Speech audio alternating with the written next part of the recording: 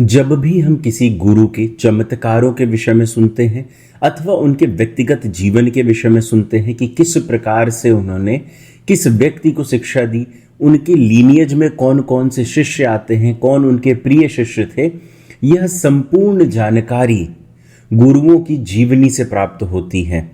जब भी किसी भी शिक्षक आचार्य के मुख से आप सुनते हैं कि महर्षि युक्तेश्वर गिरि ने ऐसा कर दिया, उनके द्वारा कुछ इस प्रकार के चमत्कार किए गए, लाहिड़ी महाशय से उनके ऐसे संबंध थे, तो यह समस्त जानकारी उनकी जीवनी से प्राप्त होती है। अतः यह मेरा निवेदन है कि साधकों को सभी गुरुओं की जीवनी के विषय में पूर्ण जानकारी होनी चाहिए। इससे पूर्व मैंने श्री योगानंद जी की भी जीवनी के विषय में कुछ जानकारी दी है। वर्तमान समय में मैं स्वामी युक्तेश्वर गिरि के जीवन के विषय में पूर्ण जानकारी आपको प्रदान कर रहा हूं। इससे पूर्व वीडियो में मैंने आपको स्वामी युक्तेश्वर गिरि को किस प्रकार से श्री युक्तेश्वर की उपाधि मिली, किस प्रकार से उनकी ज्योतिष में इतनी गहन रुचि थी, उन्होंने क्रिया को अपने अंदर किस तरीके से स्थापित किया, लाहिड़ी महाशय से वह किस प्रकार मिले, उनका बचपन कैसा था, उन्होंने किस किन विषयों में शिक्षाएं प्राप्त की, उनको कितनी भाषाओं का ज्ञान था और उनके जो करीबी शिष्य थे वो कौन कौन थे, इसके विषय में पूर्ण जानकारी प्रदान की है। और हम इस वीडियो के माध्यम से अब उसके आगे की पूर्ण जानकारी प्राप्त करने जा रहे हैं। नमस्कार, आप सभी का स्वागत है सहस्त्रार साधना केंद्र एसोसिएशन में। स्वामी जी महाराज को पश्चिमी दुनिया में आध्यात्मिक ज्ञान के प्रसार के लिए परम पूज्य श्री श्री बाबा जी महाराज की प्रेरणा का स्मरण था। उनका मानना था कि बाबा जी महाराज का यह निर्देश सही समय पर अपने उद्देश्य को प्राप्त करेगा। वर्ष 1910 में स्वामी योगानंद जी ने अपने पिता से, जो भगवान लाहिड़ी महाशय के शिष्य थे, और बाद में अपने गुरु योगाचार्य शास्त्री महाशय से क्रिया योग की दीक्षा प्राप्त की। इसके बाद उनके भीतर का सन्यास का बीज अंकुरित हो उठा और उन्होंने सन्यासी बनने की इच्छा में महाविद्यालय की पढ़ाई छोड़ दी और बनारस में निवास करने लगे। बनारस के एक पवित्र तीर्थ स्थल में एक दिन उनकी मुलाकात एक अज्ञात सन्यासी से हुई। उनसे नजर मिलते ही मुकुंदलाल के हृदय में गहरा स्पर्श हुआ, मानो उन्हें अपने जीवन के मार्गदर्शक का दर्शन मिल गया हो। साधु जी के पहले ही आवाहन पर उन्होंने उनके चरणों में समर्पण कर दिया और उन्हें अपने ही अनुभव का हिस्सा महसूस किया। इस प्रकार स्वामी श्री युक्तेश्वर गिरि महाराज मुकुंदलाल के जीवन में गुरु रूप में प्रतिष्ठित हुए और उनकी चेतना को विद्युत की तरह जागृत कर दिया। वहीं उनकी दिव्य दीक्षा भी संपन्न हुई, जबकि सन्यास की औपचारिक दीक्षा उनकी बाद में हुई। मुकुंदलाल श्री योगानंद परमहंस का बचपन का नाम है अथवा सन्यास से पूर्व उनका मुकुंदलाल नाम था। मुकुंदलाल अपनी इच्छाओं को भूल गए, बनारस स्थित श्री भारत धर्म महामंडल के अपने निवास के प्रति अपने उत्तरदायित्वों को भूल गए, अपनी क्षुद्र स्वार्थों को भूल गए। उन्होंने अपने आप को श्री गुरु के चिर प्रतीक्षित चरणों के निर्देशित मार्ग पर समर्पित कर दिया। गुरुदेव का सुझाव मिलते ही वे तुरंत कोलकाता लौट आए और पुनः महाविद्यालय में भर्ती हो गए। युग के आचार्य स्वामी जी महाराज ने मुकुंदलाल में महामुनि बाबा जी महाराज के पूर्व निर्देश की वांछित पूर्ति की संभावना देखी। गुरुदेव के निर्देशन में मुकुंदलाल मानो मशीन की तरह संचालित हो रहे थे और साधना, अध्ययन और दैनिक जीवन में गुरु शक्ति के अनेक रूपों में अलौकिक प्रमाणों का अनुभव कर रहे थे। और तत्पश्चात गुरुदेव के पूर्ण आशीर्वाद से बीए की उपाधि प्राप्त की। यद्यपि उन्होंने स्वयं ही अग्नि साक्षी का कार्य किया था तथा स्वयं को तथा अपने साथी कुछ मित्रों को, जो अतीत में उनके अनुयायी थे, सन्यास की शपथ दिलाई थी। सन 1915 में श्री रामपुर में श्री गुरु की तीर्थ यात्रा पर उन्हें साधु सभापति स्वामी जी महाराज द्वारा सन्यास की औपचारिक दीक्षा दी गई तथा वे स्वामी योगानंद गिरि के नाम से प्रसिद्ध हुए। योगानंद जी के नेतृत्व में आध्यात्मिक प्रवृत्ति वाले युवकों का एक समूह तैयार हुआ। स्वामी जी महाराज ने इन युवकों को सत्संग सभा की सेवा को उचित रूप से करने में सक्षम समझा तथा योगानंद जी के हाथों में कलकत्ता सत्संग सभा का दायित्व सौंप दिया। गुरुदेव की इच्छा का पालन करते हुए योगानंद जी ने कुछ समय तक कलकत्ता विश्वविद्यालय में दर्शन शास्त्र के अध्ययन के लिए एमए कार्यक्रम में अध्ययन किया। कुछ प्रोफेसर भी थे जो दार्शनिक विषयों पर उनके गुरु अनुगृहित शोध प्रबंधों से आकर्षित हुए। सन 1916 में स्वामी योगानंद जी को अचानक अवसर मिला और वे जापान की यात्रा पर निकल पड़े, लेकिन वहां बहुत समय तक नहीं रुके और जल्दी ही घर लौट आए। समुद्री जहाज पर साधना में लीन योगानंद जी को श्री गुरु का आशीर्वाद मिला और एक पश्चिमी देश से आए हुए सहयात्री से उनकी मुलाकात हुई और कुछ विषयों पर चर्चा के बाद योगानंद जी ने उन्हें अपनी प्रसिद्ध पुस्तक की पहली संक्षिप्त पांडुलिपि भेंट की। घर लौटकर उन्होंने 22 मार्च 1917 के चैत्र के पवित्र महाविषुव पर काशी बाजार के स्वामी राजऋषि कल्प महाराजा मणिंद्र चंद्र नंदी बहादुर के पूर्ण संरक्षण और गुरुदेव के निर्देशन में ब्रह्मचर्य विद्यालय की स्थापना की। इसके कुछ समय बाद ही गुरु महाराज के निर्देशन में महामुनि बाबाजी महाराज के निर्देश साकार होने लगे। स्वामी योगानंद जी ने 1920 में अमेरिका के बोस्टन शहर में एक शानदार समागम आध्यात्म और धर्म का एक महान सम्मेलन में भाग लिया। गुरु की कृपा से शक्तिशाली स्वामी योगानंद ने संकीर्णता की सभी सीमाओं को पार कर लिया और इस अंतर्राष्ट्रीय संघ में भारत के गौरव की पताका फहराई। समूह के बाद समूह में अमेरिकी निवासियों ने उनसे क्रिया योग की दीक्षा प्राप्त की। अमेरिका में सत्संग सभा की स्थापना हुई।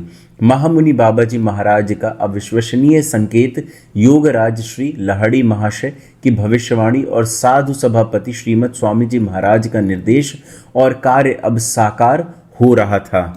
अंततः पश्चिम में सत्संग सभा को योगदा सत्संग और सेल्फ रियलाइजेशन फेलोशिप के रूप में जाना जाने लगा। सन 1936 में स्वामी योगानंद जी महाराज भारत लौट आए और योगदा सत्संग और श्री श्यामचरण मिशन की स्थापना की। अनेक क्षेत्रों में स्थापना, प्रबंधन तथा संगठनात्मक दायित्व भी इसी सेवक को सौंपा गया था। प्रचार प्रसार की चर्चा करते समय स्वामी जी महाराज के कर्मठ शिष्यों स्वामी भावानंद गिरी जी तथा स्वामी परमानंद गिरी जी द्वारा मेदिनीपुर जिले के विभिन्न गांवों में साधना आश्रम, विद्यालय तथा चिकित्सालय आदि की स्थापना के प्रयासों का भी उल्लेख किया जा रहा है। स्वामी जी महाराज अपने संन्यास जीवन को प्रायः सेवक का ही जीवन कहते थे और अपने सन्यासी शिष्यों को भी यही दृष्टिकोण अपनाने को कहते थे। वे कर्म क्षेत्र में किसी भी प्रकार की लापरवाही करने पर फटकार लगाते थे। साथ ही साधना की अवहेलना करने पर, आत्मज्ञान के क्षेत्र से विमुख होने तथा कर्म में आसक्त होने पर विशेष चेतावनी देते थे।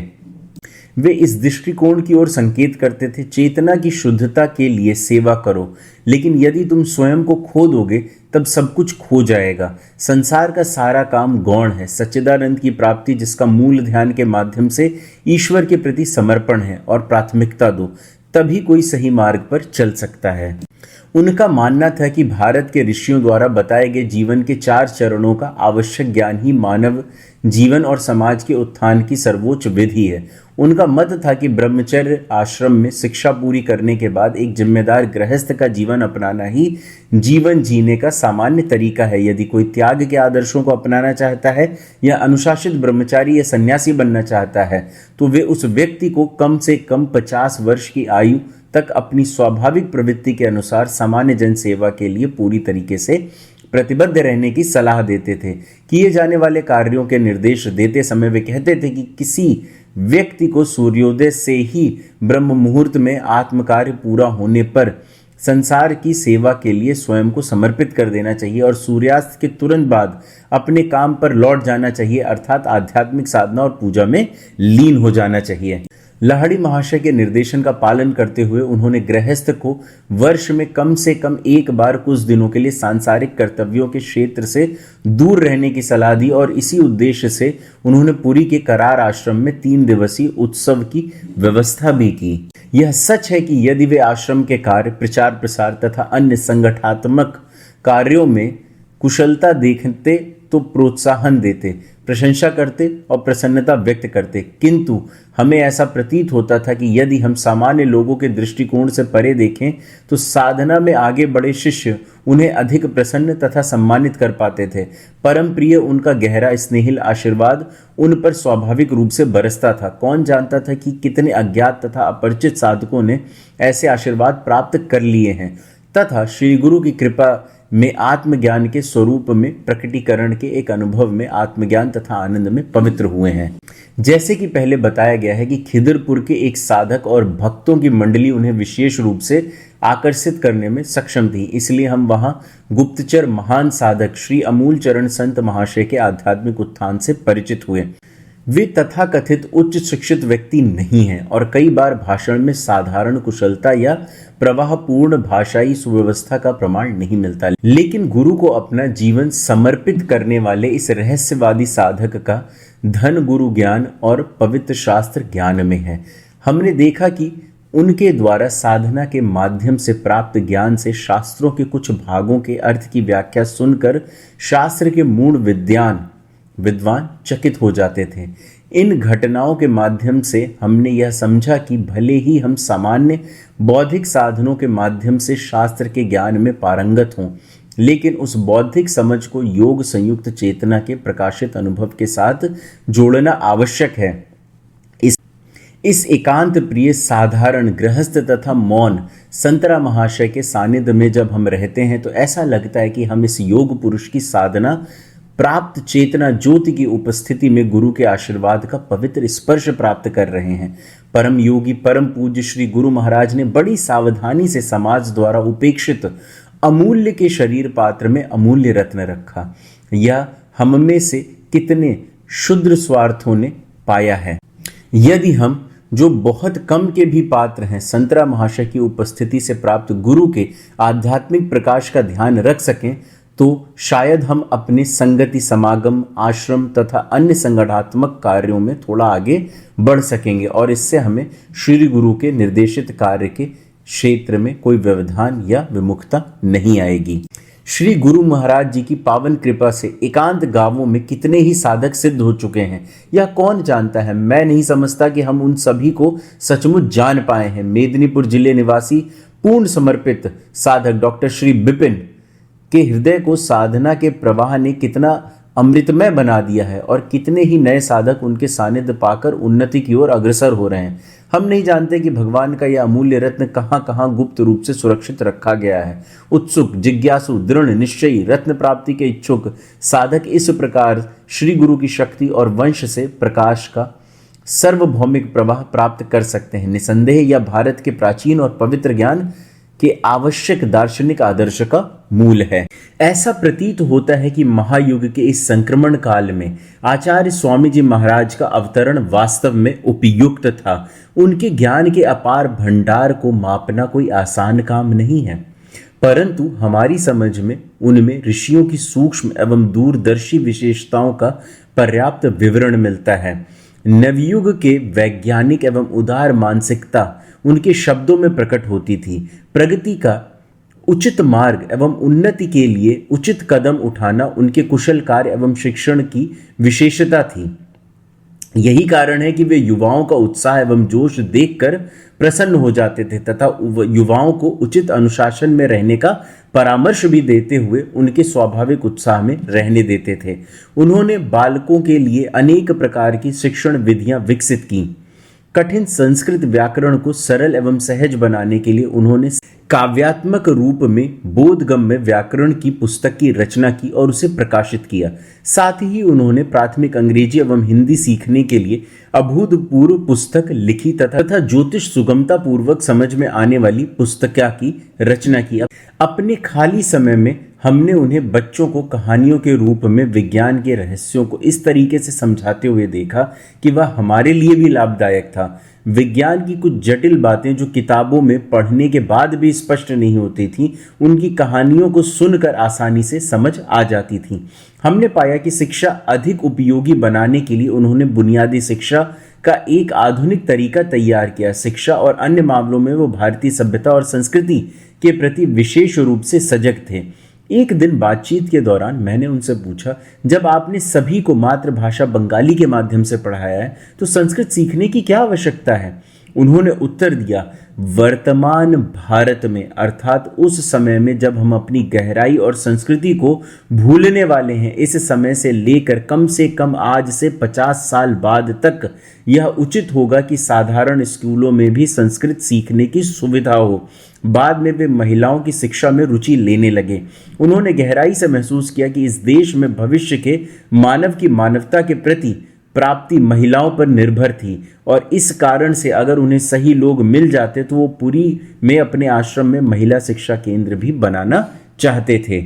वे अपने से निकट व्यक्ति में कोई भी दोष देखते तो उसे अपनी इच्छा अनुसार डांटते थे। कभी कभी उनकी डांट में इतनी निंदा होती थी कि कोई हद नहीं है। यह स्वीकार ना करने का कोई अर्थ नहीं है कि कभी कभी उनकी डांट शारीरिक रूप से कठोर ना भी होती तो उसका अर्थ हमारे लिए असहनीय हो जाता, चूंकि वे हमें स्वाभाविक रूप से स्वतंत्रता देते थे। इसीलिए कभी कभी हम उत्तेजित हो जाते और जाने कितनी बार उनसे बहस भी करते थे। इस कारण से उनके मन में हमारे प्रति कभी कोई घृणा नहीं होती थी। यद्यपि उनके शब्द कठोर और तीखे होते थे, फिर भी अधिकांश समय में मैं उनका सामना करने में सक्षम रहा और उनसे लाभान्वित हुआ। आचार्य और संरक्षक की भूमिका में वे कभी कभी कितने ही कठोर क्यों ना हो रहे हों, यह बिल्कुल सत्य है कि यद्यपि वे आचार्य, शिक्षक, कार्यकर्ता आदि के अपने अपने पद क्रमीय उत्तरदायित्वों का पालन करते थे, तथापि जहां तक आश्रम के प्रबंध का प्रश्न है, वे उस प्रक्रिया को पसंद करते थे जिसमें संघ के उपनियमों के अनुसार कार्य किया जाता था। इस युग के आचार्य, ज्ञान के अवतार, महापुरुष द्वारा संगठन संबंधी प्रत्येक विषय पर उपदेश सुनकर सभी लोग मोहित हो जाते थे। इन विषयों पर उनका एक कण भी उपदेश पाकर ना जाने कितने धर्म प्रचारक, शिक्षक, सेवा आश्रम, सभा मंडली आदि अपने संगठन कार्यों में यश प्राप्त कर चुके हैं। परंतु विचित्र बात यह है कि वे अपने आदर्शों को स्वयं अपने हाथों से साकार करने में सफल नहीं हुए।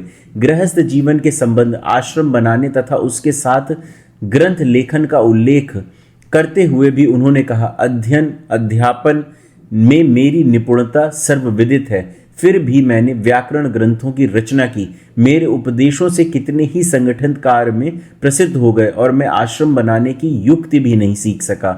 मैं देखता हूं कि मैं माता सरस्वती का प्रिय पुत्र हूं, परंतु माता दुर्गा का परित्यक्त पुत्र हूं।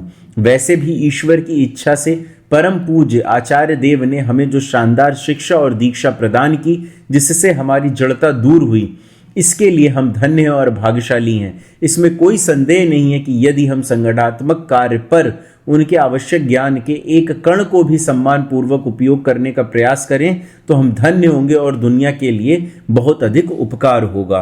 वे ब्रह्म को जानने वाले गुरु थे। अपनी तुच्छ स्थिति को देखते हुए हम लोग इस महापुरुष से कुछ भी बात करने या उनके पास जाने में भी संकोच करते थे, लेकिन वे अवसर का अनुचित लाभ उठाना पसंद नहीं करते थे। जैसे कि गुरु व्यवसाय का सामान्य चलन था, शिष्य होने पे वे भी मनुष्यों के प्रति उचित शिष्टाचार दिखाते थे और उन्हें अपना आसन देकर उनका मान सम्मान बढ़ाते थे।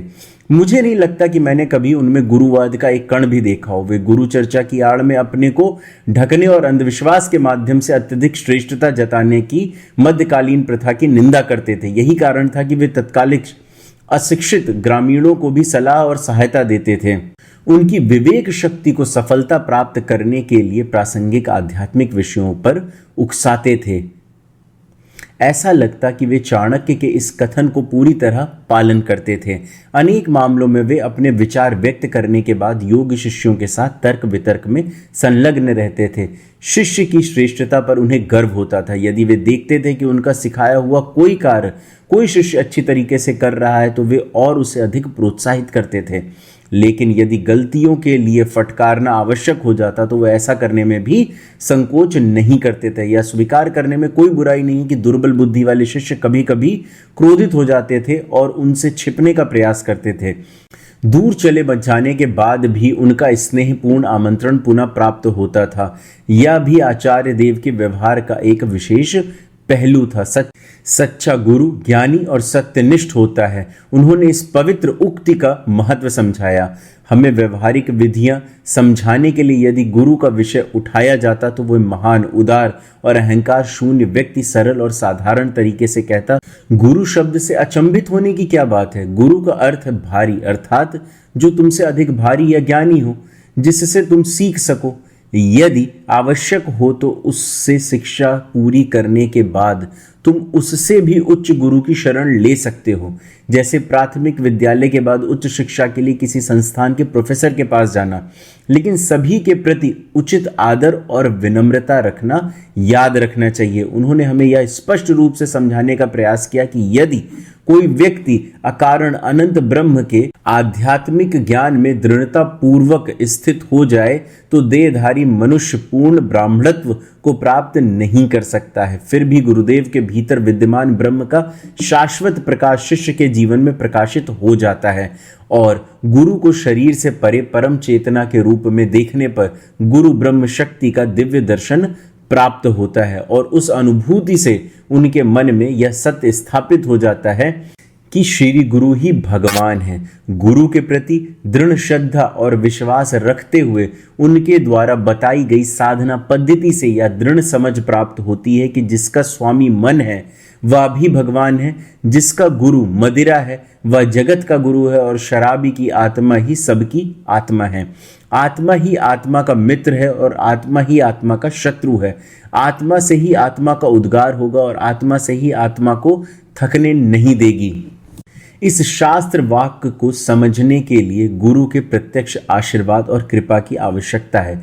वे कहते थे, स्वामी विवेकानंद के आत्मविश्वास और असाधारण श्रद्धापूर्ण तेज के कारण ही श्री रामकृष्ण देव संसार में भगवान के अवतार रूप में जाने गए।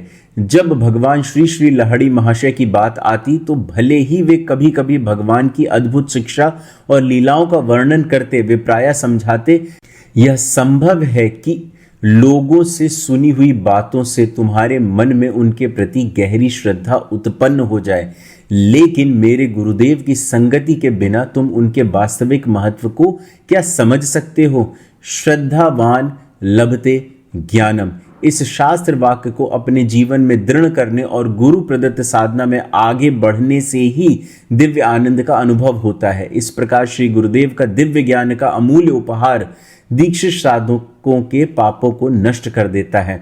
मैंने इस युग के महान वैज्ञानिक आचार्य को दीक्षा के समय कहते सुना है, देखो, इस बात पर आंख मूंद कर विश्वास करने से कोई लाभ नहीं है कि मेरे स्पर्श करने के बाद तुम बच जाओगे या स्वर्ग से कोई रथ तुम्हारा इंतजार कर रहा होगा।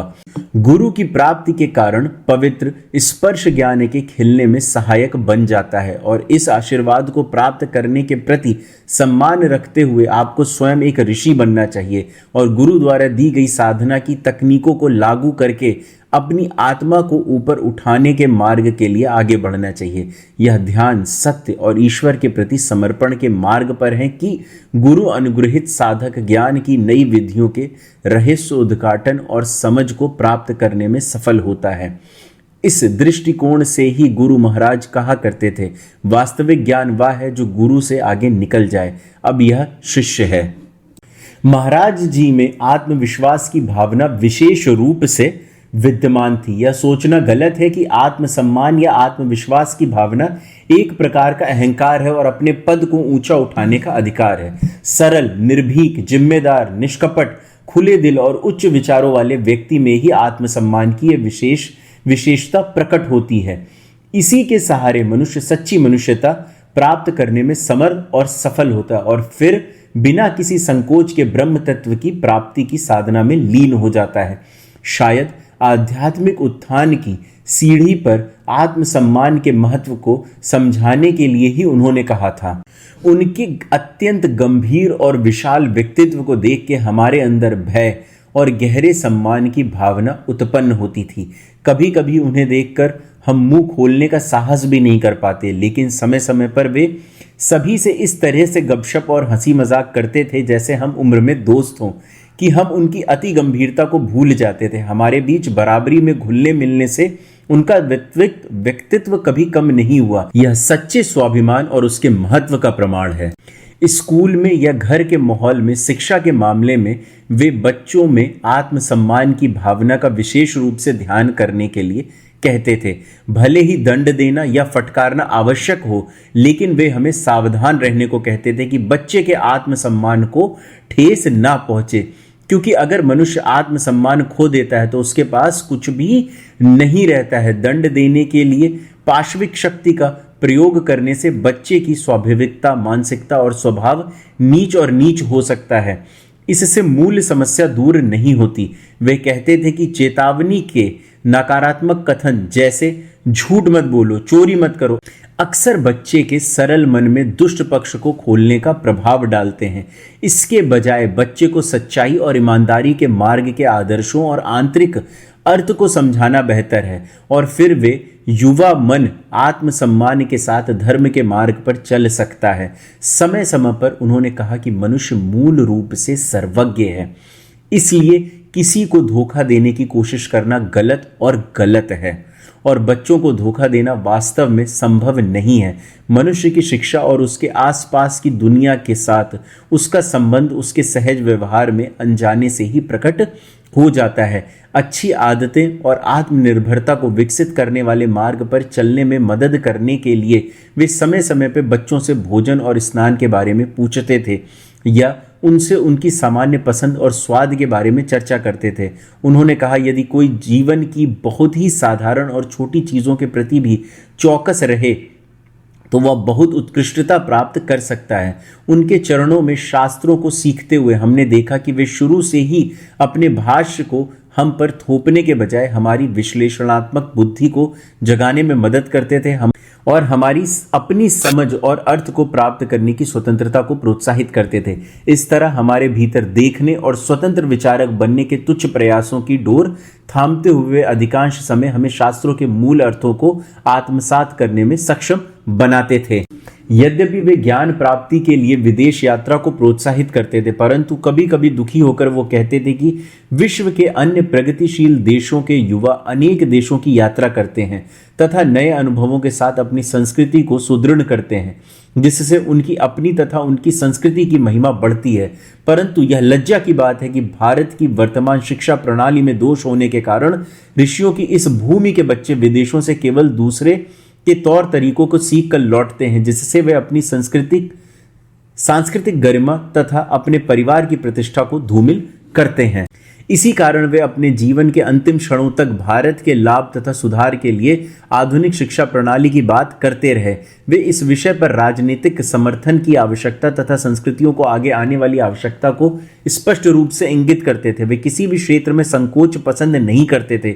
वे कहा करते थे कि कर्म में कोई पाप नहीं है, संदेह तथा दुर्बलता ही असली पाप है। यद्यपि वे भारत के ऋषियों की महिमा, भारत की सभ्यता, भारत के आध्यात्मिक ज्ञान, वेद, दर्शन, ज्योतिष, विज्ञान, साहित्य, कला और शिल्प आदि पर गर्व करते थे तथा सत्यदर्शी ऋषियों द्वारा प्रदर्शित हमारी शिक्षा, राजनीति, समाज, धर्म आदि में ऋषियों की संस्कृति के गहन आधार पर गंभीरता से घोषणा करते थे। फिर भी यदि कोई अपनी साधना या कार्य क्षमता पर ध्यान दिए बिना अतीत की महान घटनाओं के बारे में केवल खोखली बातें करता तो वो चिढ़ जाते थे। उनका दर्शन था कि प्रबुद्ध ऋषियों के बीज मंत्र और आधुनिक और अंतर्राष्ट्रीय समुदायों के बहुआयामी ज्ञान, विज्ञान, शिक्षा और संस्कृति के लाभकारी तत्वों को साथ लेकर इन बातों को जानना चाहिए और जीवन को आगे बढ़ाना चाहिए। इसी से संस्कृति का उचित प्रतिनिधित्व होगा और इसी से मनुष्यता प्रदर्शित होगी। हर कदम पर चेतावनी का शब्द था, विदेशी मत बनो। वे मनुष्य की बहुआयामी क्षमताओं का सम्मान करते थे। उनके कथनों से हमें यह समझ में आया कि विज्ञान और विज्ञान के कार्यों का प्रभाव मन की संकीर्णता को दूर करता है तथा मनुष्य उदार और महान बनता है। मुझे याद आ रहा है कि जब उन्हें विज्ञान के आचार्य जगदीश चंद्र बोस का घर और प्रयोगशाला दिखाई गई, जिसे देखकर उन्होंने कहा, यह निश्चित रूप से तीर्थ स्थान है। ऋषि और ज्ञानी केवल अतीत में ही हुए हैं, या कि संत और ऋषि केवल भारत में ही हो सकते हैं, अन्यत्र जन्म नहीं ले सकते। इस भावना के लिए उनके मन में कोई स्थान नहीं था। यद्यपि उन्हें आध्यात्म के लिए भारत के विशेष योगदान और इसकी प्रखरता पर गर्व था, लेकिन इस संबंध में दुनिया की विभिन्न संस्कृतियों को कुछ निम्न स्तर के मनुष्यों के रूप में नहीं देख सकते थे। श्रद्धावान लभते ज्ञानम, जीवन पथ पर उत्कृष्टता का यह मूल मंत्र, वे इसे हमारे मन में अंकित करना चाहते थे और हमें सत्य का साक्षात्कार करने का निर्देश देते थे। वे श्रद्धा का अर्थ केवल सामान्य झुकना और साष्टांग प्रणाम करना नहीं समझते थे। इसके विपरीत जब वे हर कदम पर प्रणाम, साष्टांग प्रणाम, स्तुति, सिर झुकाना या बहुत ही कतार और डरपोक व्यवहार देखते थे तो वे बहुत परेशान हो जाते थे। इस प्रकार की अतिशय प्रशंसा के प्रदर्शन पर वे समय समय पर कहा करते थे, अति भक्ति से सावधान रहो। परंतु तथाकथित निर्णय देने का बहाना बनाकर वे हमें सावधान रहने और अभिवादन, झुकना और अन्य ऐसे शिष्टाचारों की सामान्य मर्यादाओं की उपेक्षा न करने के लिए भी कहते थे। वे स्वयं अपने आचरण के एक अंग के रूप में हमें शिष्ट आचरण का पालन करने की शिक्षा देते थे। गुरु प्रदत्त शिक्षा देने के अधिकार के क्षेत्र में भी जब तक गुरु के घर में गुरु का पुत्र उपस्थित रहता था, स्वामी जी गुरु की भूमि बनारस में किसी जिज्ञासु को दीक्षा नहीं देते थे। एक बार ऐसा हुआ कि बनारस में उनका एक भक्त उनसे दीक्षा लेने के लिए बहुत व्याकुल हो गया और गुरु के पुत्र वहां उपस्थित थे, इसलिए बनारस में दीक्षा का अधिकार के प्रति आदर के कारण वे जिज्ञासु को दीक्षा देने के लिए कुछ समय के लिए बनारस से बाहर लेकर चले गए थे। बौद्धिक समझ, भावना या शुद्ध करने वाली श्रद्धा, ये आदर्श हैं जो एक दूसरे से सहमत हैं। वे कहा करते थे कि श्रद्धा का वास्तविक रूप मनुष्य में अनंत के प्रति, सत्य के प्रति, सर्वोच्च के प्रति प्रेम की सहज प्रवृत्ति है। अपने भीतर उसका स्वाभाविक अभ्यास ही मनुष्य को वास्तविक अस्तित्व के मार्ग पर चलने और आदर्शों के प्रति सच्चा रहने की अनुमति दे सकता है।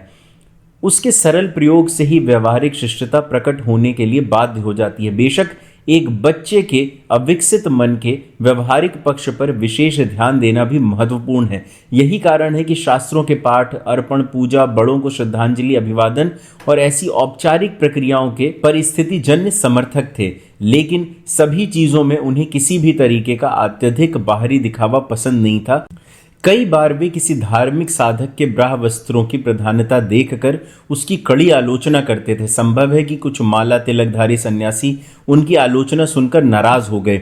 हम भी इसी बात से अहिष्णु हो गए कि अपनी बुद्धि के अनुसार उन्हें समझने का प्रयास करते हुए समय समय पर उनसे पूछते थे, आप इस प्रकार की आधारहीन टिप्पणियां क्यों करते हैं? लेकिन शांत होने पर उनके स्पष्टीकरण से हमें समझ में आया कि वह अतिशयता और दिखावटीपन को पसंद नहीं करते थे।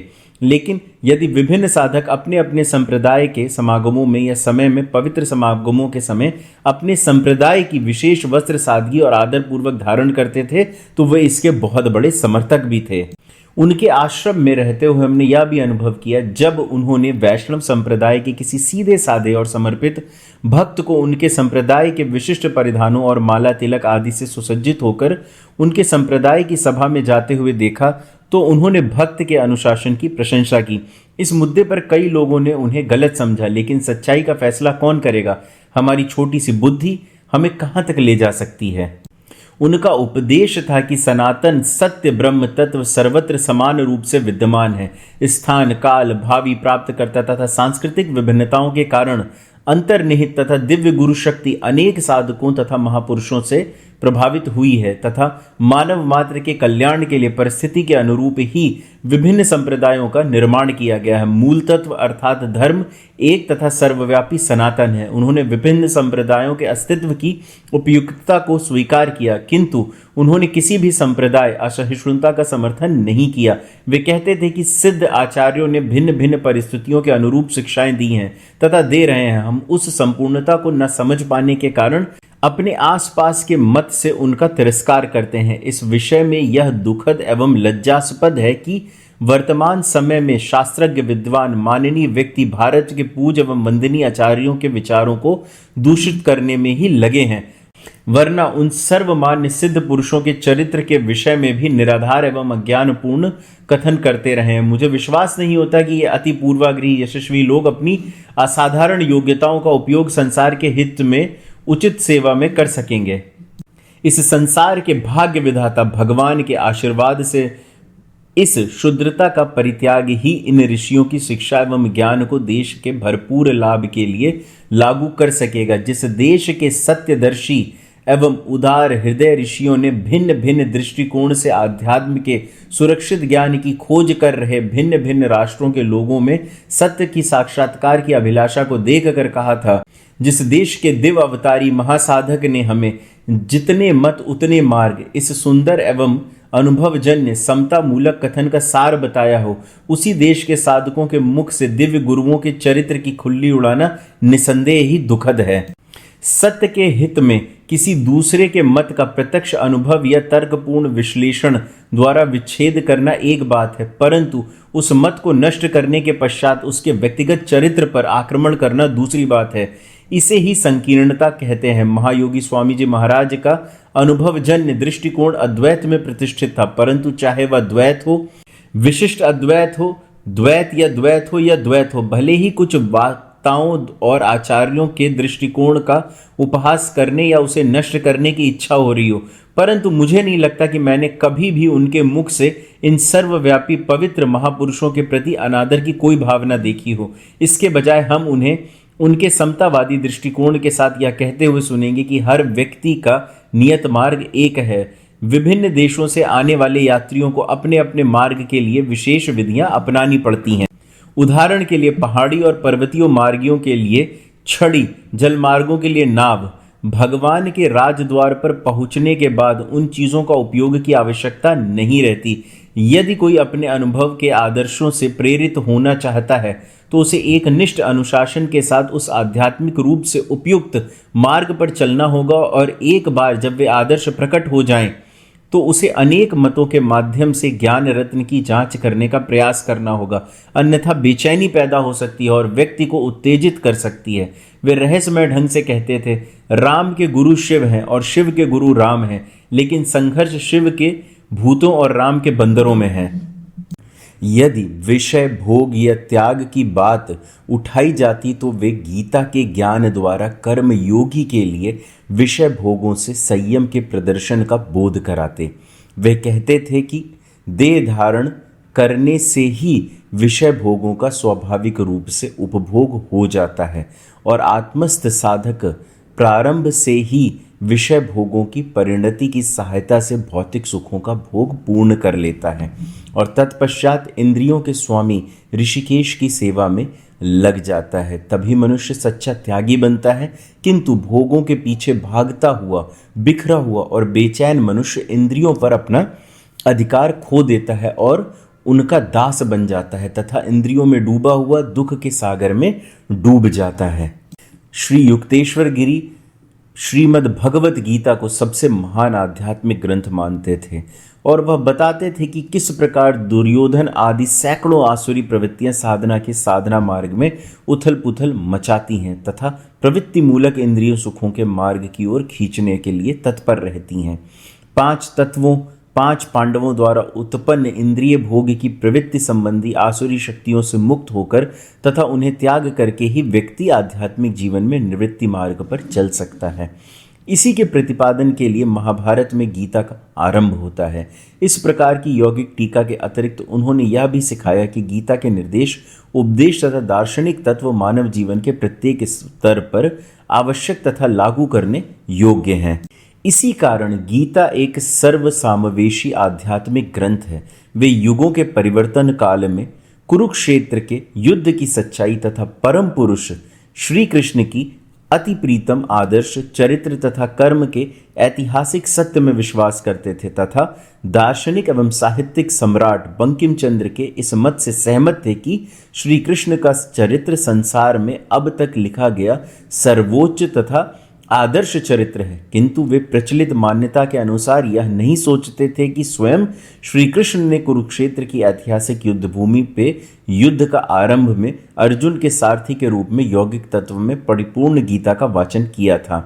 उनके वचनों से हम समझ गए थे कि दिव्य दृष्टि वाले महर्षि व्यास ने साधक के रूप में अपने जीवन में दिव्य गुरु के दर्शन किए जो मानव चेतना में अवतरित हुए तथा जो समस्त पदार्थों के हृदय में नित्य अवतरित हुए ईश्वर थे तथा उसी अनुभव से तथा श्री कृष्ण और अर्जुन के पवित्र चरित्र का उपयोग करके उन्होंने कथा काव्य के रूप में सर्वोच्च उपनिषद अमृतमय गीता की रचना की। यही कारण है कि गीता में कही गई बातें शाश्वत हैं तथा श्रीमद् भगवत गीता सर्वव्यापक आध्यात्मिक शास्त्र है। कर्तव्यनिष्ठ एवं सदाचारी साधक गुरु की कृपा प्राप्त करके निरंतर आध्यात्मिक अध्ययन से गीता के सच्चे अर्थ को प्राप्त करने में समर्थ हो जाता है तथा योग शास्त्र गीता के अमृतमय ज्ञान को अपनाकर जीवन के प्रत्येक क्षेत्र में उत्कृष्टता प्राप्त करने में समर्थ हो जाता है तथा उससे तृप्त होता है। गीता में पुरुषोत्तम पर अद्वितीय प्रवचन की चर्चा करते हुए उन्होंने बताया, हिंदू दर्शन में प्रकट ब्रह्म 3 रूपों में मौजूद है। प्रथम, एक अविनाशी, शाश्वत, अपरिवर्तनीय, अनंत और अविभाजित सार्वभौमिक चेतना। इस अनंत चेतना की उपस्थिति जो सभी को प्रतिबिंबित करती है, अणु, परम आणविक तथा सूक्ष्मतम स्तर के पदार्थों के विभाजन के बाद विभाजन में प्रतिबिंबित होकर इस चेतना युक्त भौतिक जगत की उत्पत्ति। तृतीय, या दृश्यमान भौतिक जगत। यद्यपि वर्तमान चेतना तथा विश्व चेतना में कोई अंतर नहीं है, तथापि इसी की सहायता से प्रकृति जीवाणु, मनुष्य, देवता आदि का निर्माण करती है तथा सच्चे आत्म तथा आनंद के स्थान की खोज धीरे धीरे आनंद धाम की ओर ले जाती है। गीता में अविभाज्य तथा अनंत विश्व चेतना को श्री कृष्ण के रूप में निरूपित किया गया है। ये पुरुषोत्तम श्री कृष्ण ही साधक का लक्ष्य तथा प्राप्ति हैं। गीता में अनेक अध्यायों के अनेक श्लोकों में श्री कृष्ण का यह स्वरूप स्पष्ट रूप से देखने को मिलता है, जिसे हम पढ़ तथा समझ सकते हैं। गीता के श्री कृष्ण कोई साधारण माखन चोर नहीं, ना ही वे कोई कूटनीतिज्ञ हैं, वे साक्षात पुरुषोत्तम ईश्वर हैं। शाश्वत, परिपूर्ण, अनादि और अनंत परब्रह्म यह सत्य है, अद्वितीय है, यह सर्वज्ञ प्रेम का बीज है, यह चेतना है, सभी शक्तियों का बीज है और यह आनंद है। अनंत के प्रति स्वाभाविक तथा आध्यात्मिक आकर्षण को ना समझकर आत्म अज्ञानी, तीनों गुणों से युक्त, अनेक वस्त्रों से युक्त मोहग्रस्त जीवात्मा विकर्षण की ओर जाता है। माया मापित विभागों के चक्र में फंसकर अपने अहम स्वरूप की बुद्धि पर विश्वास करके अपने द्वारा खोदी हुई जल कब्र में डूबता हुआ चक्कर खाता रहता है। ऐसे चक्र या दुख से मुक्त होने का साधन है आत्मज्ञान द्वारा सच्चे आत्म की प्राप्ति। उस साधन या आध्यात्म का मूल है कर्म अथवा क्रिया योग के मार्ग में अपने भीतर स्थित परमात्मा के प्रति प्रेम के महान आकर्षण द्वारा निष्कपट सभी आसक्तियों से मुक्त भक्ति के द्वारा भगवान विष्णु के प्रेम में आत्मसमर्पण करना। उसे एकत्व भय को जानने पर भय के रूप और अन्य महान बाधाएं दूर हो जाती हैं। तीनों गुणों से आसक्त होकर हम महाभूत से हटकर स्थूल शरीर में आ गए हैं। अपने वास्तविक स्वरूप में वापस जाने के लिए हमें फिर से ऊपर की ओर जाना होगा, अर्थात स्थूल से सूक्ष्म सत्ता के विभिन्न स्तरों से होते हुए हमें अपने भीतर स्थित ब्रह्म शक्ति या गुरु शक्ति तक पहुंचना होगा, अर्थात अनंत ईश्वरी कृपा से ब्रह्म में स्थित होना होगा। क्रिया योग साधना के विषय पर चर्चा करते हुए उन्होंने हमें इस सैद्धांतिक खोज के लिए व्यवहारिक और अनुभवजन्य मार्ग दिखाए हैं। इस प्रवचनों से हमने जो जाना कि यम नियम या प्रचलित निषेधात्मक निर्देशों का पालन करके और स्थित आरामदायक मुद्रा या अभ्यास करने से शरीर की चंचलता दूर हो जाती है।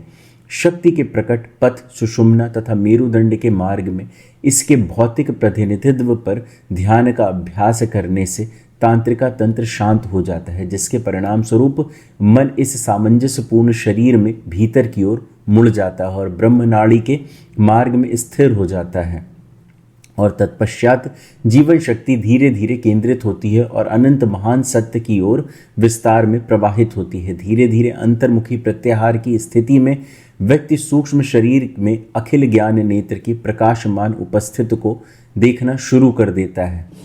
उस प्रकाश के प्रकटीकरण में चेतना शांत हो जाती है और ध्यानी के शांत मन में, अर्थात जब मन बुद्धि चेतना अहंकार संतुलन में होते हैं, तो महान सर्वव्यापी परमात्मा द्वारा बोले गए प्रणव शब्द या नाद या आदि प्रतिध्वनि को स्वाभाविक रूप से बिना बिखरे अनुभव किया जा सकता है।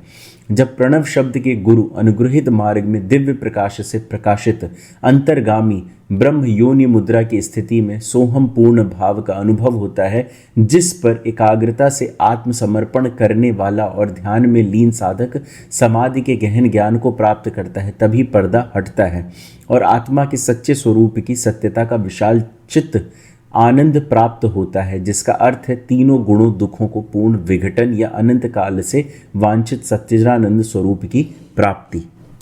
श्रद्धा, सेवा और पूजा साधक के मार्ग में चेतना को शुद्ध करने में मदद करती है। सांसारिक क्षेत्र में मानव मन के विभिन्न स्तरों के प्रति श्रद्धा के अभ्यास में मदद करने के लिए कई प्रकार की पूजा और प्रार्थनाएं बनाई गई थीं।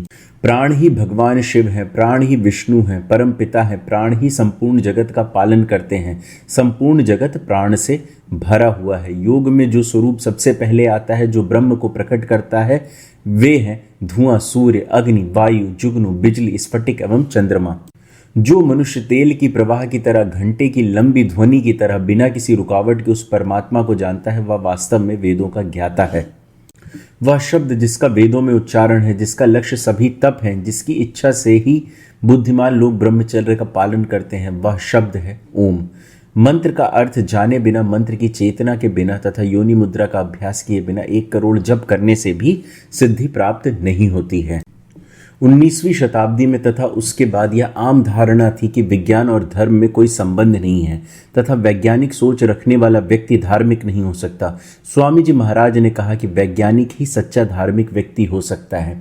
वैज्ञानिक ज्ञान और रहस्यों को उजागर होने से ब्रह्मांड और प्रकृति के रहस्यों को समझना आसान हो जाता है तथा जीवन, मन, बुद्धि आदि की उन्नति में सहायता मिलती है तथा इसी से मानव मन स्वाभाविक रूप से धर्म के सच्चे मार्ग पर चल सकता है।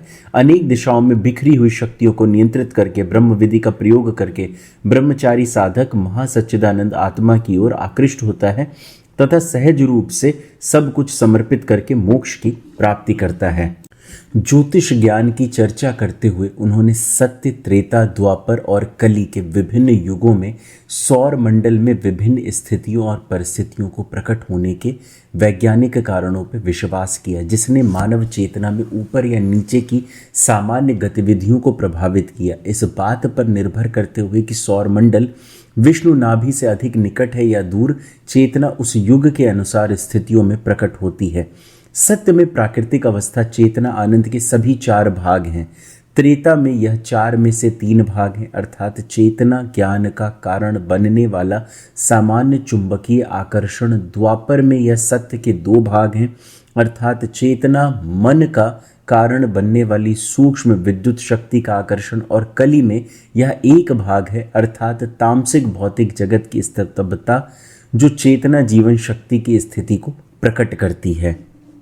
सामान्य सौर मंडल तथा सभी सौर मंडलों की स्वाभाविक गति विष्णु नाभि की ओर तथा उससे दूर जाना है, और वैज्ञानिक नियमों के अनुसार आकर्षण के विभिन्न साधनों के माध्यम से सौर मंडल की स्थिति विशिष्ट युगों में भौतिक, मानसिक तथा आध्यात्मिक वातावरण के विभिन्न तथा विशेष स्तरों को व्याप्त करती है। इसी कारण से इस सृजन जगत में विभिन्न गुणों को व्यक्त करने की स्वाभाविक प्रवृत्ति के साथ हम सत्य, त्रेता, द्वापर तथा कली 4 युगों को अपने स्वाभाविक रूप में बदलते युगों में पूर्णतः तथा आंशिक रूप से सत्य को प्रदर्शित करते हुए देखते हैं। विकास की प्रक्रिया के अनुसार ये युग सत्य से कली तथा पुनः कली से ऊपर उठते हुए द्वापर तथा त्रेता से गुजरते हुए सत्य पर पहुंचते हैं।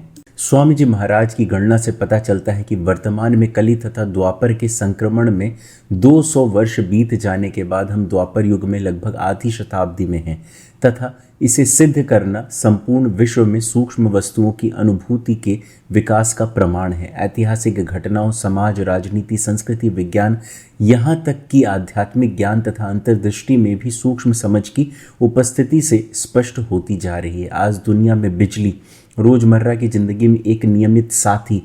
हम जो उथल पुथल और हिंसक क्रांतियां देख रहे हैं, वे युगों के परिवर्तन में होने वाली संक्रमणकालीन पीड़ाएं हैं। इन गणनाओं के साथ ईसाई वर्ष 1900 में उन्होंने भविष्यवाणी की थी कि जल्दी ही लंका या कुरुक्षेत्र की तरह एक प्रलयकारी घटना होगी जो नए युग में परिवर्तन का संकेत देगी, जिसके बाद राजनीति, समाज और यहाँ तक कि आध्यात्मिक साधना के क्षेत्र में भी सूक्ष्म क्षेत्रों में से एक नई दृष्टि होगी और शांति का शासन होगा, जो युग के लिए उपयुक्त है।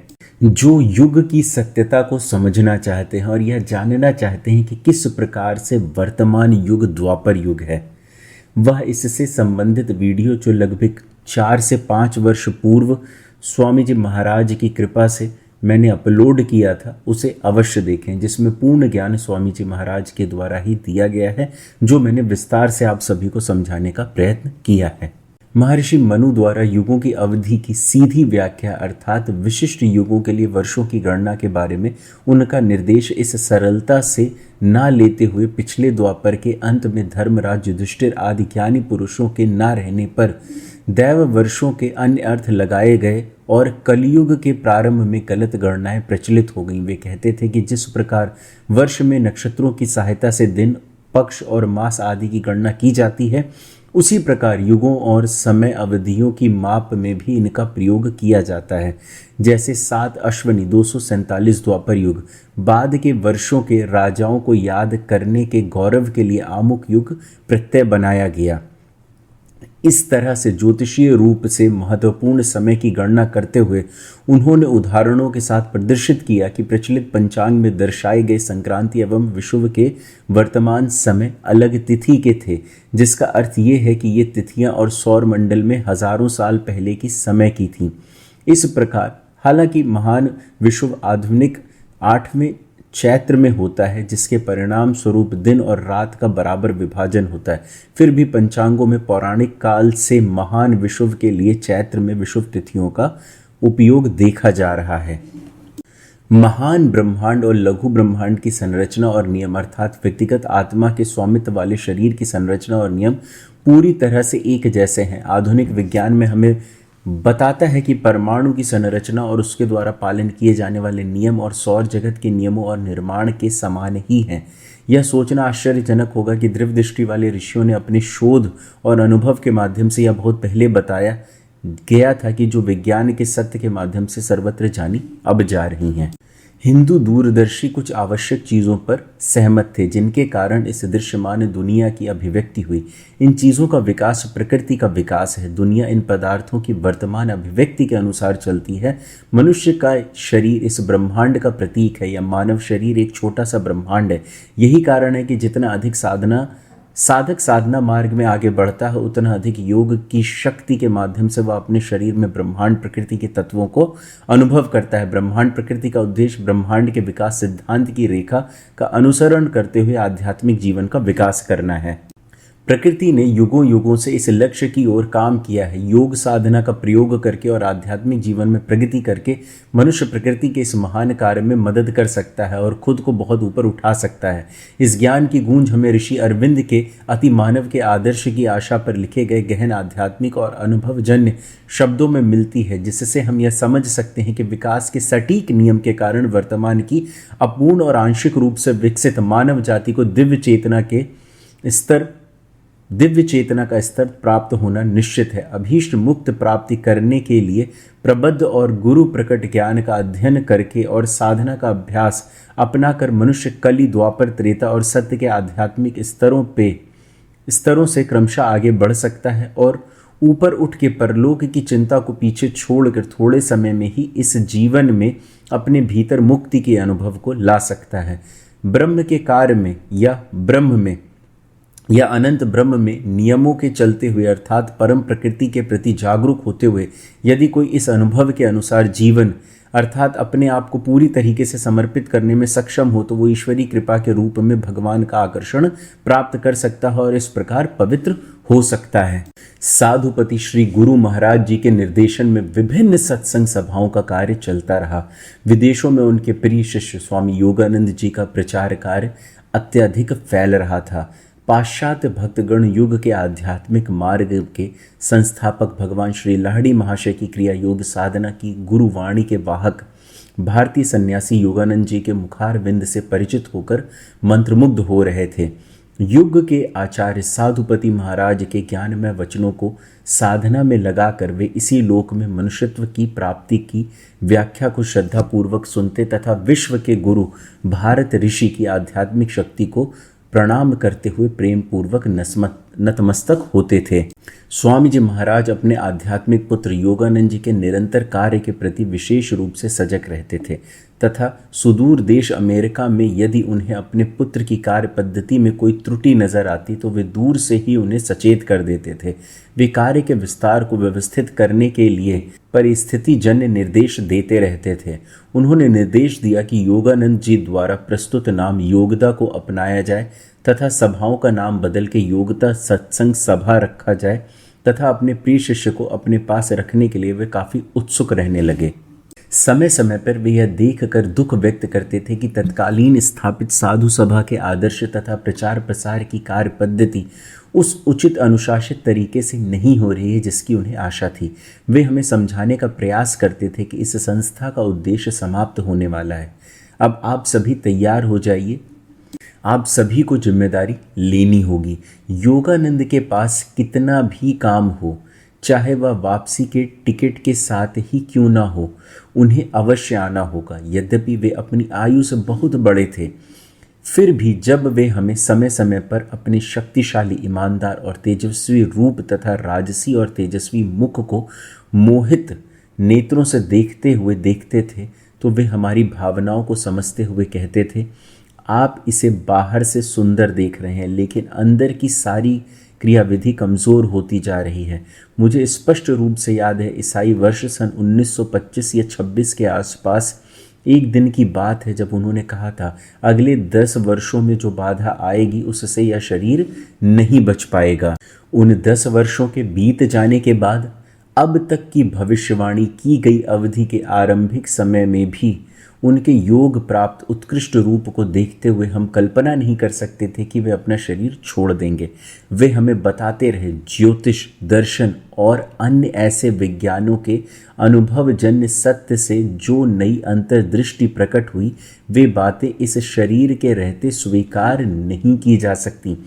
लेकिन आप इसका प्रचार करें या ना करें, समय के प्रभाव के कारण शायद इस शरीर के जाने के तुरंत बाद आपको दुनिया के ऋषियों से इस सत्य का ज्ञान जोर से गूंजता हुआ अवश्य सुनाई देगा।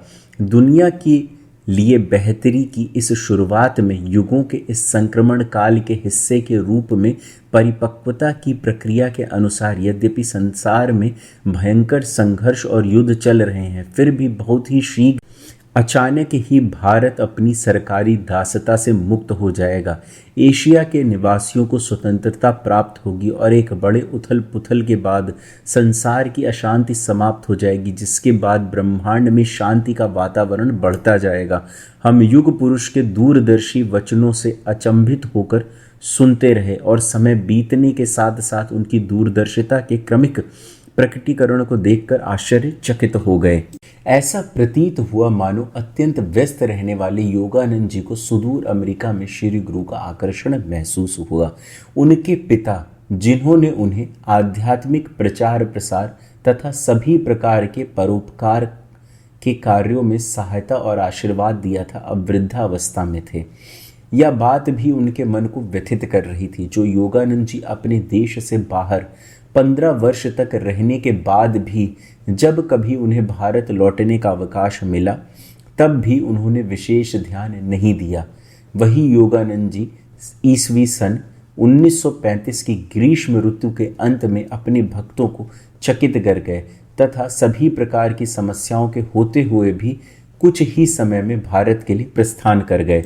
जब किसी ने उन्हें समस्याओं का समाधान करने के लिए यहीं रहने की समझदारी दर्शाने का प्रयास किया, तो उन्होंने कहा, चाहे पृथ्वी उलट पुलट हो जाए, परंतु मेरे वृद्ध पिता तथा मेरे गुरु जी का शाश्वत आकर्षण मुझे अभी भारत जाने के लिए बुला रहा है।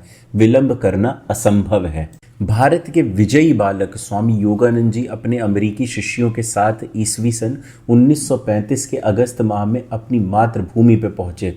उनकी मातृभूमि के निवासियों ने उनका जोरदार स्वागत किया। गुरु तीर्थ स्थली श्री रामपुर में गुरु शिष्य का पुनः मिलन हुआ। उनमें भारत का गौरव प्रकट होता हुआ देख स्वामी जी महाराज ने हर्ष और गर्व के साथ उन्हें अपने आध्यात्मिक पुत्र को स्नेह से गले लगा लिया तथा अपने कार्यों में योग उत्तराधिकारी तथा भावी साधु सभापति के रूप में उनका परिचय कराया तथा सभी को यह बात बताई। तब स्वामी जी संतुष्ट हुए। इस वर्ष माघ माह में तीर्थराज प्रयाग में कुंभ मेला का महासमागम हो रहा था। इतने दिनों तक देश से बाहर रहने के बाद भारत भूमि पर लौटकर योगानंद जी कुंभ मेला में साधुओं का समागम देखना चाहते थे। उनके मित्र, भक्त और शिष्य भी उन्हें प्रयाग ले जाने की इच्छा में लग गए। सबकी उत्सुकता के आगे झुककर उन्होंने और देर ना की और तीर्थ यात्रियों के समागम की ओर चल पड़े। दुर्भाग्य से इस एक गलत जल्दीबाजी के कारण वे अपने गुरुदेव से मिल नहीं पाए। इस बीच श्री रामपुर में कुछ दिन अपने प्रिय शिष्य की प्रतीक्षा करने के बाद एक दिन परम पूज्य स्वामी जी महाराज को पता चला कि योगानंद जी कुंभ मेला गए हैं, तो उन्होंने अचानक गहरी सांस ली और लेट गए। उस समय वहां मौजूद स्वामी जी महाराज के पुराने साथी कहते थे, हमने पूरे जीवन में महाराज जी को कभी इतना अचानक हताश होते नहीं देखा। जब वह दृढ़ निश्चयी ज्ञान में स्थित सिंह पुरुष और महान सन्यासी क्षण भर में इतने व्यथित हो गए तो हम लोग भविष्य में किसी संकट की आशंका से भयभीत होकर स्तब्ध रह गए। कौन जानता था कि उस विचित्र और असामान्य स्थिति में इस संसार में गुरु और शिष्य का फिर से सशरीर मिलन होना असंभव हो गया था। विदाई की पीड़ा का अनुभव गुरु महाराज के मन में इस प्रकार प्रकट होगा, इसकी हम किसी ने कल्पना भी नहीं की थी। यह एक महामानव के मन में अत्यंत मानवीय स्नेह और प्रेम का अद्भुत प्रदर्शन था, जो उनके अंतरात्म हृदय को छू गया था। कुछ क्षण बीतने के बाद ज्ञान के गुरुदेव अपने सामान्य स्वरूप में आ गए और फिर सभी के साथ खुले दिल से बातचीत करने लगे। स्वामी जी ग्रामवासियों से निमंत्रण प्राप्त करके मेदिनीपुर जिले में उत्सव सभा में शामिल होने के लिए चल पड़े। वे माघ की पूर्णिमा को घटल महाकुमार और कुकुरदाहा के योगदा सत्संग सभा के उत्सव में पहुंचे। वहां सभी के साथ उन्होंने अति प्रेम से बात की, क्रिया की शिक्षा प्रदान की और अपने जितने भी क्रियावान साधक थे उन पे भरपूर प्रेम की बरसात की। सबके साथ फोटो खिंचाई गई। गपशप और मस्ती भरे उत्सव के बीच गुरु महाराज ने कहा, यह आखिरी बार है जब मैं तुम्हारे साथ इस संगति में शामिल हो रहा हूँ। पिता के ऐसा कहने से बच्चे एक क्षण के लिए अचानक चौंक गए, लेकिन इस पर ज़्यादा ध्यान ना देते हुए गुरु की संगति और उत्सव के आनंद में डूबे रहे। सभा का काम निपटाकर गुरुजी हमेशा की तरह पूरी चले गए। स्वामी योगानंद जी उस समय अपने समूह के साथ कुंभ मेला में थे और मैं कलकत्ता में अस्वस्थ था। चैत्र मास में महाविषुव पर्व वार्षिक सत्संग पर्व के लिए सभी का पूरी जाना तय था, लेकिन महाराज जी ने होली के त्यौहार से कुछ दिन पहले मुझे अप्रत्याशित रूप से एक पत्र लिखा और आग्रह किया कि हम योगानंद जी के साथ होली के त्यौहार से पहले पूरी आएं। मेरा स्वास्थ्य खराब था, यह सच है, और इसलिए मैं अभागा उनके उस आह्वान के तुरंत बाद उनके श्री चरणों में पहुंचने का प्रयास नहीं कर सका। मैंने सोचा कि वे वैसे भी वार्षिक उत्सव जल्दी होगा और थोड़ा स्वस्थ होने के बाद जाना बेहतर होगा। उस समय कौन जानता था कि इस दुनिया में उनके प्रेम पूर्वक आलिंगन और आशीर्वाद का यह अंतिम आवाहन था। स्वामी योगानंद जी होली से ठीक पहले कलकत्ता पहुंचे। अमेरिका में अपने लंबे प्रवास के बाद उन्होंने फिर अपने घर में आकर कलकत्ता में अपने मित्र और शिष्यों से मुलाकात की। उसी दिन योगानंद जी को अचानक खबर मिली कि गुरु महाराज पुरी में बहुत बीमार हैं। इस खबर से वे बहुत परेशान हुए, लेकिन परिस्थितियों के कारण वे उस दिन वहां नहीं जा सके। चिंतित और व्यथित शिष्य अगले दिन अपने गुरु तीर्थ की यात्रा पर निकल पड़े। 10 वर्ष पूर्व जो उन्होंने भयंकर भविष्यवाणी की थी और गांव में जो कार्यक्रम था वहां पे जो संकेत दिया था, पुरी से आए उस पत्र के माध्यम से अंतिम दिनों के आगमन का जो संकेत था, जिसमें उन्होंने होली के पूर्व हमारे अज्ञानी स्वरूप को आने के लिए कहा था, वे सब एक दूसरे से मिलने के लिए एकत्र हो गए। सांसारिक कार्य अब समाप्त हो गए। सुंदर, सुदृढ़, शांत और राजसी शरीर अचानक से किसी तरह काम करने में असमर्थ हो गया। 2-3 दिनों में पुरी में उपस्थित 2-3 भक्त और घनिष्ठ मित्र कलकत्ता में शिष्यों को संदेश भेजने के लिए उत्सुक हो गए, और यह सुनकर महाराज जी ने समझाया, भगवान की इच्छा जैसी चल रही है चलने दो, उन्हें यहाँ लाने के लिए किसी के कार्य या कर्तव्य में बाधा डालने की आवश्यकता नहीं है। जैसे जैसे कुछ समय और बीतता गया और गुरु महाराज जी की शारीरिक स्थिति और भी अधिक निराशाजनक होती गई, उपस्थित लोग चिंतित और बेचैन हो गए, और जब वे तुरंत कलकत्ता को तार द्वारा समाचार भेजने के लिए तैयार हुए तो उन्होंने उनसे कहा कि जो लिखा जा रहा है उसमें थोड़ा सा और जोड़ दें। यह एक ऐसी बीमारी है जो पहले कभी नहीं हुई थी। खिदिरपुर से उनके अनेक प्रिय शिष्य अतुल बाबू के साथ उनके पास पहुंचे। गुरु के चरणों में आश्रय पाकर श्री नारायण गिरी आदि अथक सेवक अपनी पूरी शक्ति लगाकर सहायता कर रहे थे और सभी लोग विशेष रूप से योगानंद जी के आगमन की प्रतीक्षा कर रहे थे। परंतु जो भगवान ने चाहा वही हुआ। फाल्गुनी कृष्ण द्वितीया तिथि के निर्धारित समय पर पुरुषों में श्रेष्ठ योगीवर ज्ञान गुरुदेव ने अत्यंत शांति और स्थिरता के साथ योग में एकाकार होकर संपूर्ण शक्ति को ऊपर खींच लिया और महासमाधि में लीन हो गए। बिजली गिरने से असहाय भक्तगण अत्यंत दुख से कराह उठे। संसार में अंधकार छा गया। इस पृथ्वी पे अनेक ऐसे लोग हैं जो इस बात को स्वीकार नहीं कर सकते कि कोई मनुष्य अपनी स्वेच्छा से शरीर कैसे छोड़ सकता है। जिस प्रकार लहड़ी महाशय ने छोड़ा, स्वामी श्री युक्तेश्वर गिरी ने छोड़ा, श्री योगानंद परमहंस ने छोड़ा। योगानंद परमहंस ने तो संपूर्ण सभा बुला के उनके सबके समक्ष या कहकर छोड़ा कि अब मैं शरीर को छोड़ने जा रहा हूं। देखिए, शरीर छोड़ना एक बेसिक क्रिया है जो शरीर के द्वारा की जा सकती है अपनी ऊर्जा को ऊर्ध्वाभिमुख करके, लेकिन इसे विशेष रूप से सीखना नहीं पड़ता। जब साधक क्रिया का अभ्यास करता है तो वह स्वतः ही जान जाता है कि इसके ऊपर ऊर्जा ले जाने के बाद इस भौतिक शरीर से हम अपना जो तार है वो छोड़ देंगे। अज्ञान की मूढ़ता से भरे इस मार्ग पर अब प्रकाश का मार्ग कौन दिखाएगा। किनारे का कर्णधार कहाँ चला गया। मार्ग पर आकाश में एक प्रकाश देखकर स्वामी योगानंद की दृष्टि अचानक स्थिर हो गई। अपने हृदय की नीरवता में उन्होंने अनुभव किया कि सब कुछ समाप्त हो गया। जीवन प्रेमी चले गए। अंततः आश्रम में आकर दुख से भरकर इस सन्यासी और मुख्य शिष्य के श्री गुरुदेव महाराज का अंतिम संस्कार किया। योगियों की उचित रीति के अनुसार श्री गुरु के नित्य प्रिय और नित्य पूज्य स्वरूप को आश्रम के प्रांगण में समाधिष्ठ किया गया। देश भर में हजारों भक्तों और शिष्यों में शोक की खबर बिजली की तरह फैल गई। सन्यासी के महासमाधि प्राप्त करने पर शोक के आदेश को याद करने की कोशिश करने पर भी सभी के व्यथित मन व्यथित और भावुक हो गए। स्तब्ध और दुखी नर नारियों की जीवन की पतवार रहित नाव बेकाबू होने लगी। गुरु समर्पित निराश भक्त सांत्वना के लिए शुरू गुरु का स्वरूप में ध्यान करने लगे। धीरे धीरे भक्तों के हृदय में गुरु शक्ति प्रकट होने लगी और साधना के मार्ग की इस जटिल उलझन को हल करने लगी। व्यथित साधक उस नित्य सुंदर और राजसी स्वप्न रूप को देखकर तृप्त हो गए। कठिन और लंबे मार्ग पर चलने वाले यात्रियों ने अपनी आत्मा को समर्पित कर दिया और गुरु के प्रेममय और प्रकाशमय रूप का सानिध्य प्राप्त करके नित्य ज्ञात मार्ग को पहचान लिया। ऐसा लग रहा था कि मानो वह पूज्य सदा विनम्र सेवक जो प्रेम के पात्र अचानक सबके सामने प्रेम पूर्वक प्रकट हो रहे हैं। चेतना प्राप्त जागरूक और समर्थ साधक ने सनातन सत्य धारक ज्ञान गुरुदेव की प्रकट की गई अविचल शांति का स्मरण करते हुए गुरु के वंश में शक्ति के सतत प्रवाह को विस्मय से अनुभव किया और उस पुरुष के प्रभावशाली उपस्थिति में चरित्र के उस उत्कृष्ट रहस्य उद्घाटन को महसूस किया जो भगवान के मुख से निकला और सनातन शास्त्र में कहा गया। मैं आप सभी से निवेदन करता हूं कि आप सब क्रिया योग एवं रक्त संचार का नियमित रूप से अभ्यास करें। रक्त संचार के अभ्यास के लिए संस्था द्वारा YouTube चैनल पर वीडियो दिया गया है जिसे आप प्लेलिस्ट के माध्यम से देखकर सामने बैठ के अभ्यास कर सकते हैं। जो भी साधक मूल क्रिया का अभ्यास करना चाहते हैं सर्वप्रथम उन्हें रक्त संचार का अभ्यास करना अत्यंत आवश्यक है।